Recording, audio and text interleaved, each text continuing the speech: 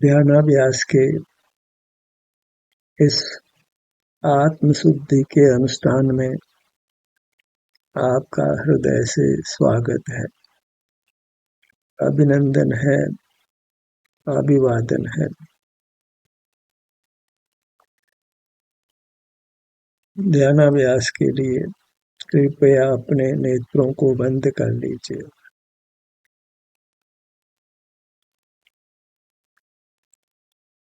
अपने स्वरूप का एहसास कीजिए।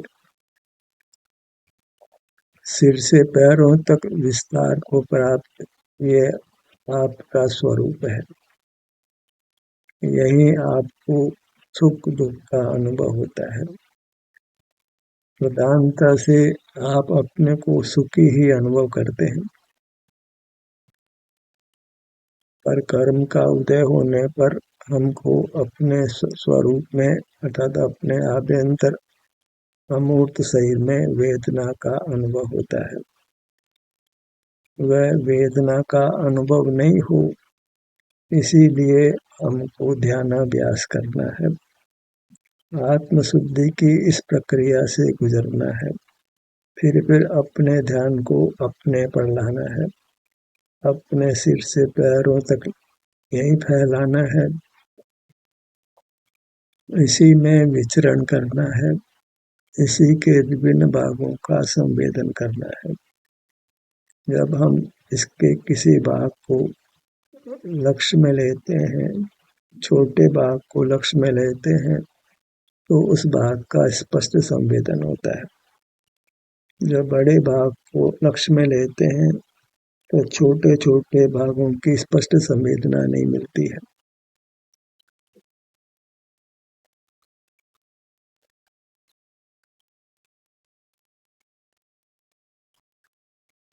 हम अपने ध्यान को अपने छोटे भागों पर लाएं और वहाँ की स्पष्ट संवेदना प्राप्त करें, अनुभव करें और इस प्रकार आत्मशुद्धि के मार्ग पर चलना है।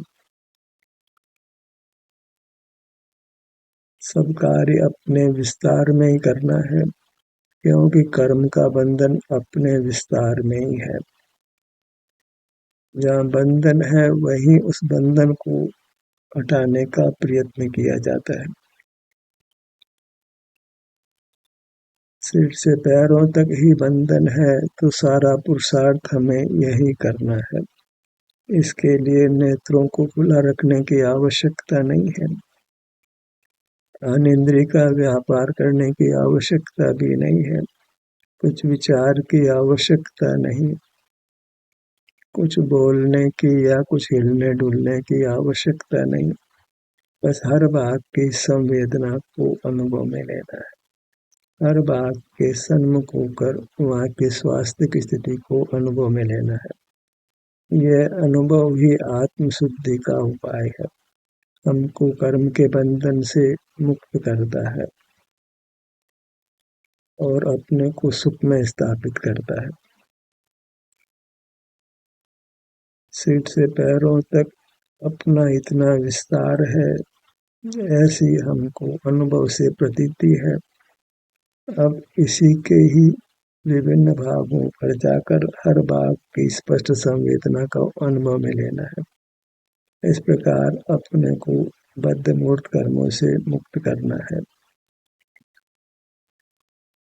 सिर के भाग पर आइए।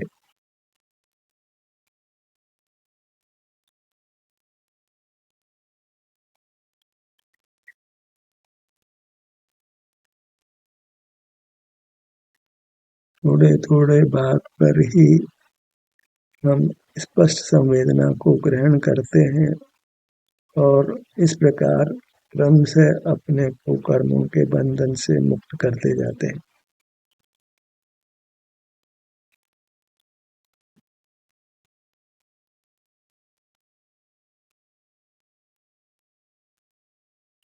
हर भाग के भी उपविभाग करके हम अंतर में उस भाग में विचरण कर सकते हैं।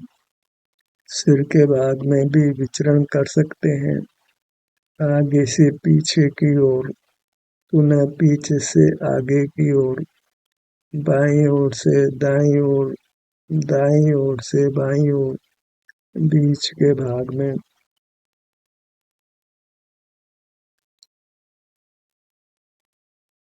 दिशाओं में नाना भाग बनाकर हम अपने सिर को अनुभव में ले सकते हैं। इस प्रकार फिर अपने सन्मुख होने से आत्म शुद्धि होती है, हम कर्मों के बंधन से मुक्त होते हैं। यही शुद्धि की प्रक्रिया है। आत्म शुद्धि में किसी पर पदार्थ की सहायता की आवश्यकता नहीं होती है। हम स्वयं ही इंद्रिय ज्ञान का निरोध करते हैं। बाहर के मूर्त पदार्थों को देखना जानना बंद करते हैं तो हम अपने में होते हैं, जिसको स्वानुभव या आत्मानुभव कहते हैं। तो ये हम अपने में स्थित होते हैं, उससे हम स्वस्थ होते हैं। अतः कर्म के बंधन से मुक्त होते हैं तो उत्तम स्वास्थ्य प्रकट होता है, उत्तम सुख मिलता है। तो पूरा ललाट का भाग, इस कार्य में प्रमाद नहीं करना है, क्योंकि जब तक आत्मा मूर्त कर्मों से बंधा है तब तक सुख नहीं है। हमें सर्व कर्मों से मुक्त होकर ही चैन लेना है। इस काम को पूरा करना है और शीघ्र से शीघ्र करना है।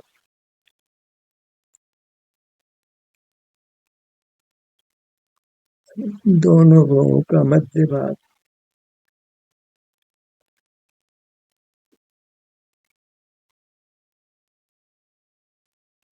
हर भाग में जो कर्म का बंधन है उससे हमें अपने आप को छुड़ाना है, इसलिए हर भाग के समीप जाना है।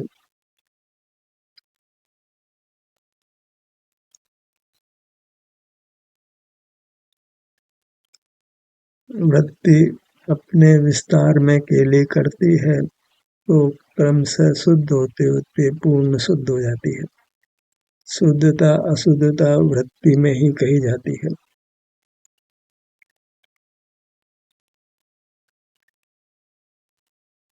बायां कान,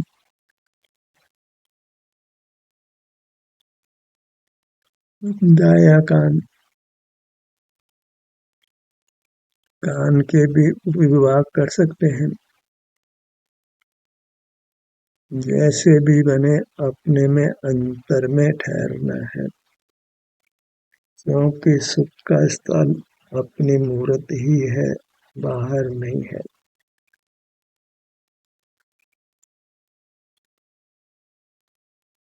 और सने सने ही कर्म की संधि टूटती है, इसलिए धैर्य पूर्वक हमें अपने अभिमुख रहना है। बाएं कान से दाएं कान तक इतना भाग, सिर से पैरों तक, ये अपना एक अखंड द्रव्य है। इसका छोटा भाग हो वह भी अखंड है और बड़ा भाग की कल्पना करें तो वह भी अखंड है। भाग की कल्पना मात्र है, वास्तव में भाग होते नहीं है। एक वस्तु सदा अखंड ही रहती है, एक को अनेक रूप नहीं किया जा सकता है।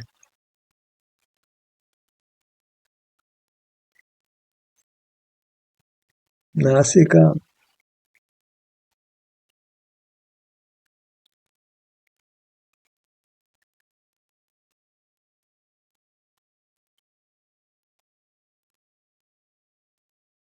अनुभव करें तो मोक्ष मार्ग सुगम है, और केवल अनुभव की बात ही करें तो अनुभव की उपलब्धि नहीं है।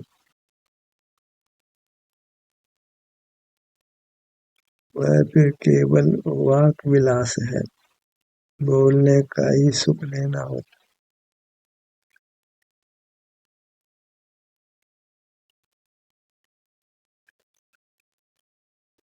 दोनों ओठों के भाग पर आइए।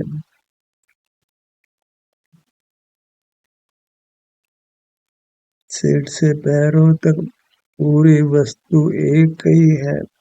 जब विभाग करते हैं तो 2, 3, 4 एक कहने में आता है, पर वास्तव में वस्तु एक से अनेक नहीं होती है।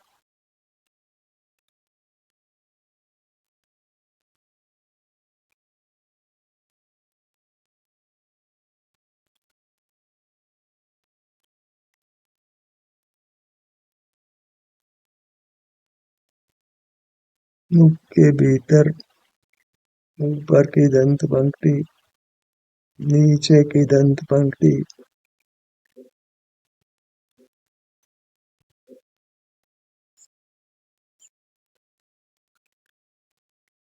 गम्स का स्थान,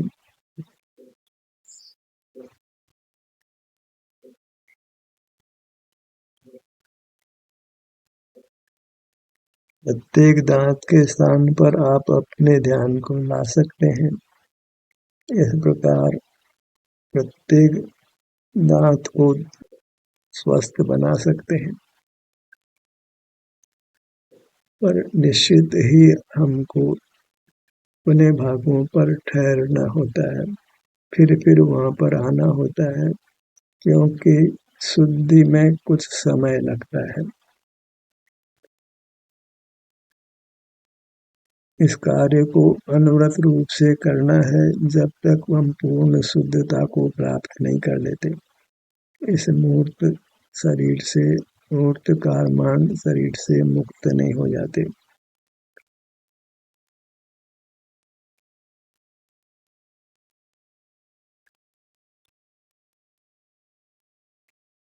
मुख के भीतर जिह्वा, तालु, कंठ,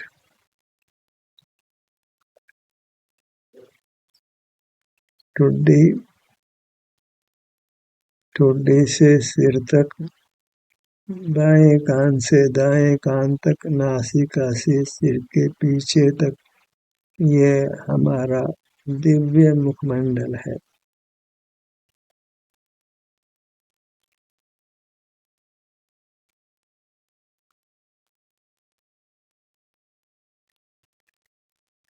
गर्दन के भाग पर आइए।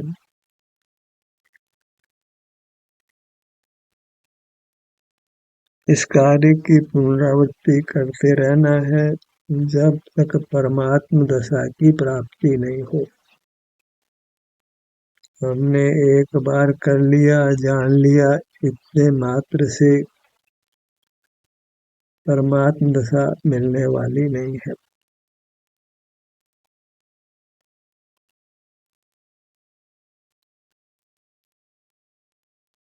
सीने के भाग पर आइए।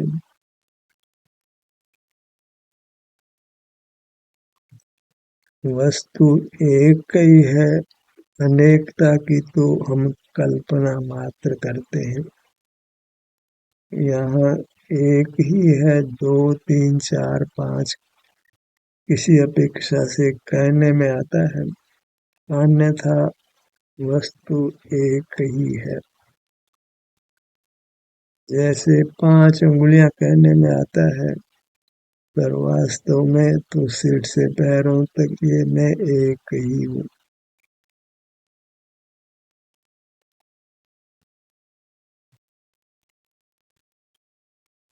पेट के भाग पर आइए।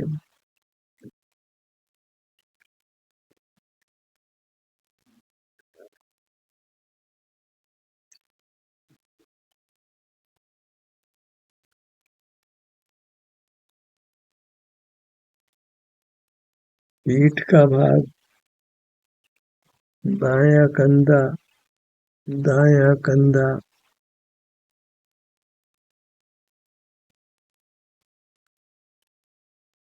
बाएं कंधे से दाएं कंधे तक अपनी सर्वाधिक चौड़ाई।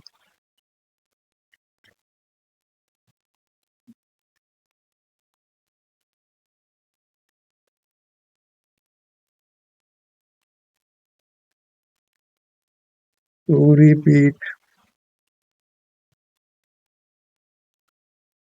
कमर का भाग, बाईं कमर से दाईं कमर तक,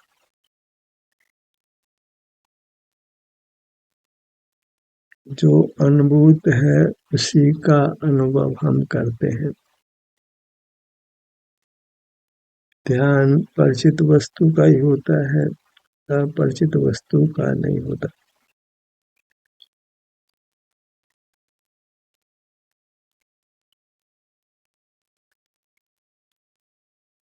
दाहिने भुजा पर आइए।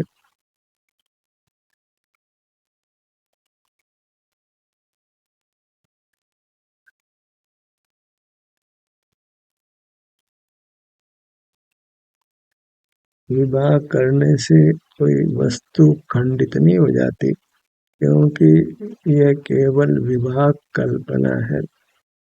वास्तव में वस्तु को विभाजित करना संभव नहीं है।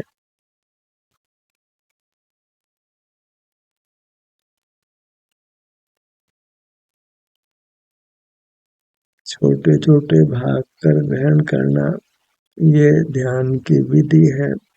इसलिए हम अपने को छोटे छोटे भाग कर अनुभव में लेते हैं। दाहिने हाथ की पांचों उंगलियां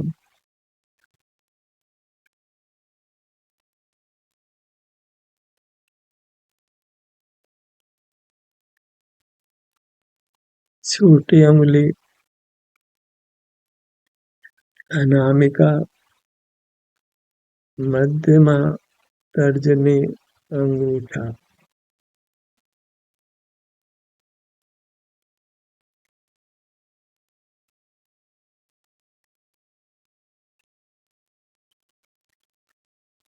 दाहिने हाथ की कलाई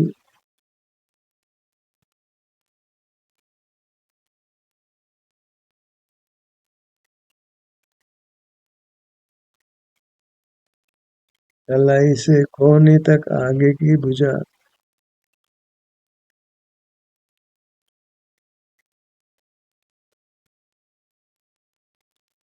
अपनी महिमा हमें अपने लिए ही लेनी है। अपनी महिमा को दूसरे से अपेक्षा नहीं करनी है। दूसरे से महिमावान नहीं कहलाना है। कोई हमें महान कहे तो महान है, ऐसा नहीं है। हम अपने इस शुद्ध स्वरूप से तीनों काल महान हैं।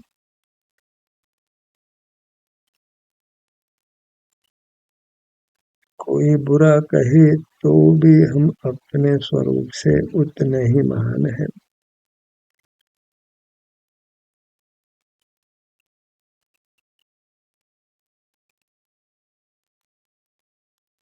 दाहिने हाथ की हथेली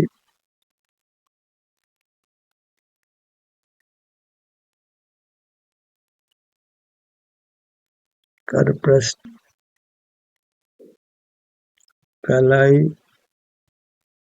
कलाई से कोहनी तक आगे की भुजा, कोहनी, कोहनी से कंधे तक ऊपर की भुजा।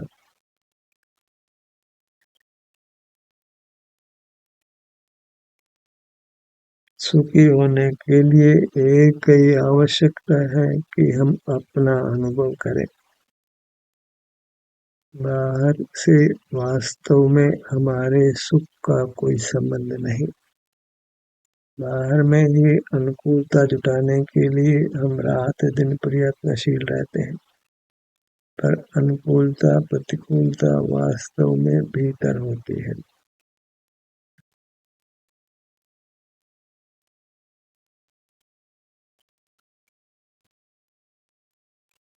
बाई भुजा, बाई हथेली,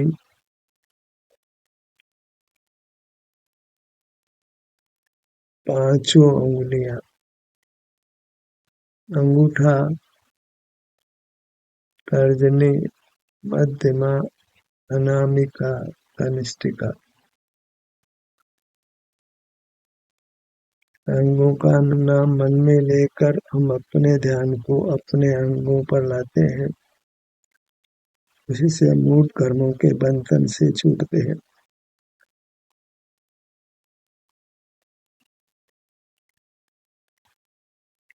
बाई हथेली, कलाई, कलाई से कोहनी तक आगे की भुजा, कोहनी कोहनी से कंधे तक ऊपर की भुजा,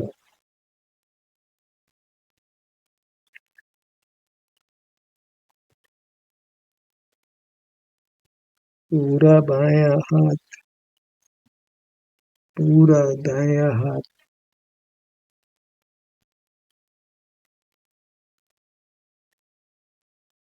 विवाह कल्पना करने पर भी हम वास्तव में सिर से पैरों तक एक ही हैं, इसलिए इसको कल्पना शब्द से कहते हैं।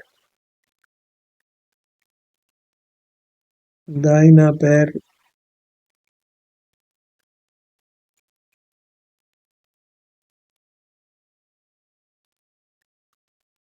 दाहिने पैर की पगतली,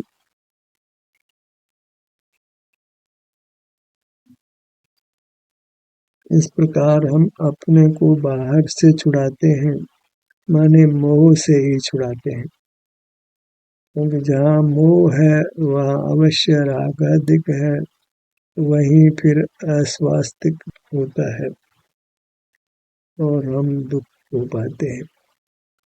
अंतरंग बहिरंग प्रतिकूलता होती है जब हम सुख को बाहर से पाने का प्रयत्न करते हैं।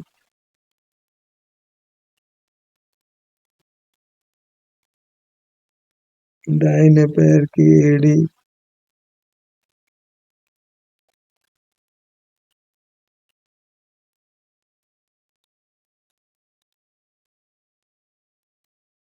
टखना, पिंडली,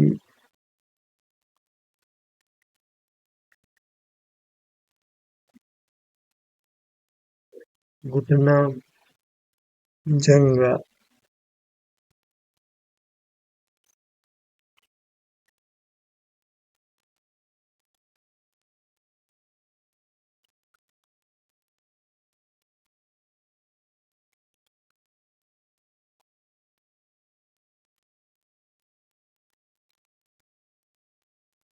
बायां पैर। इसी प्रक्रिया को करते हुए हमने जीवन व्यतीत करना है और इस शुद्धि की प्रक्रिया से गुजर कर पूर्ण शुद्ध हो जाना है, परमात्मा हो जाना है। बाएं पैर की पगतली,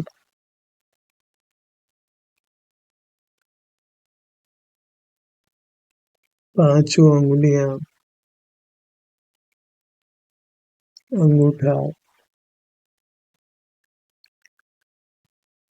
पहली अंगुली, दूसरी अंगुली, तीसरी, चौथी।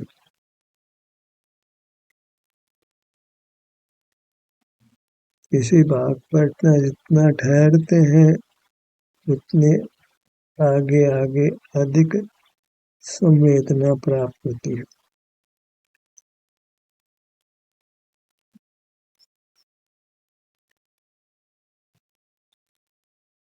एड़ी,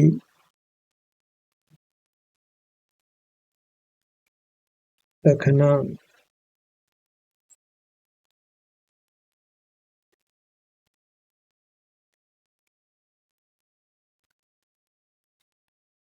पिंडली,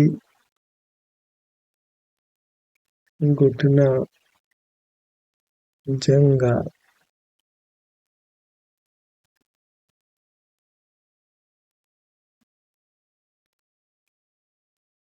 हम नाना विभाग करते हैं, उपविभाग करते हैं, पर वस्तु तो संपूर्णपने एक ही है। कभी इसके बड़े भाग को, कभी इसके छोटे भाग। यहाँ हथेली कहा तो अंगुलियों की अपेक्षा बड़ा भाग हो गया,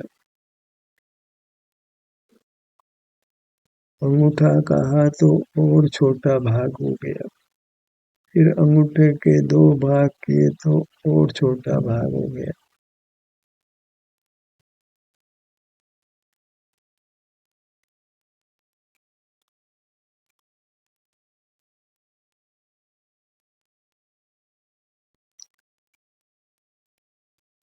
अपनी पूरी मूर्त को अनुभव में लेने का प्रयत्न करिए।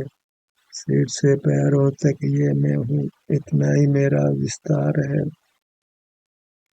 यह एक सामान्य पने से अपना अनुभव है। पर इसी प्रकार जब हम यहाँ ठहरते हैं या बहिर्मुख हो तो वापस लौट कर आते हैं, फिर अपने में रहते हैं, तो कर्मों का जो बंधन है वह टूटता है और हमको उत्तरोत्तर अधिक सुखद संवेदना अनुभव में आती है।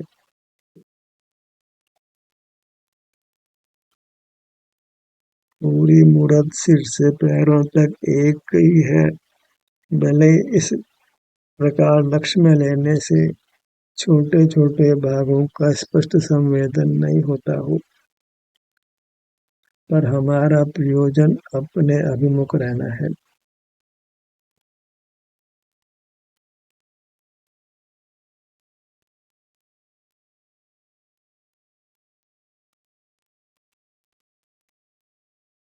अपने अभिमुख बने रहना है।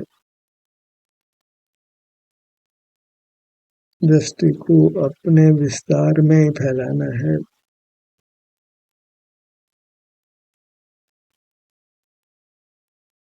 कभी छोटे भाग को लक्ष्य में लीजिए, कभी बड़े भाग को लक्ष्य में लीजिए, पर हर स्थिति में वह लक्ष्य अपना ही है।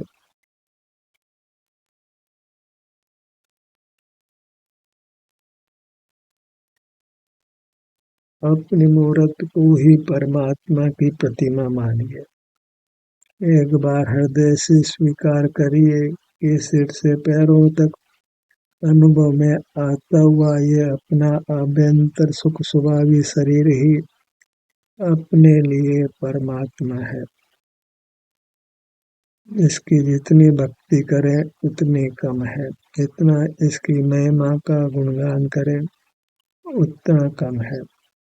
और इसकी महिमा तो इतनी है कि यह केवल सुख स्वभावी है।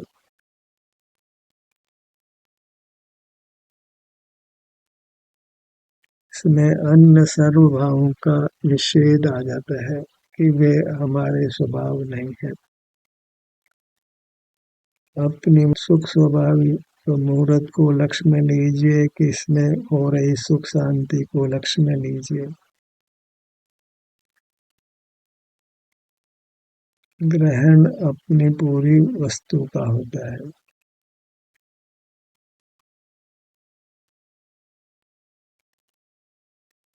अपनी मूर्त की ओर ही झुकना है।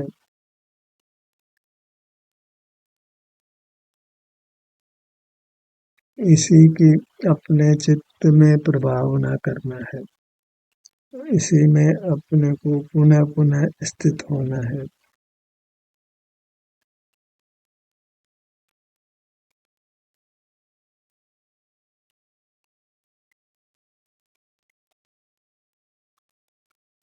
अपनी मूर्त के प्रति प्रीति का भाव लाकर इसी के अनुभव का सतत प्रयत्न करते रहना है। ध्यान का सत्र यहीं समाप्त होता है। आपकी सहभागिता के लिए धन्यवाद।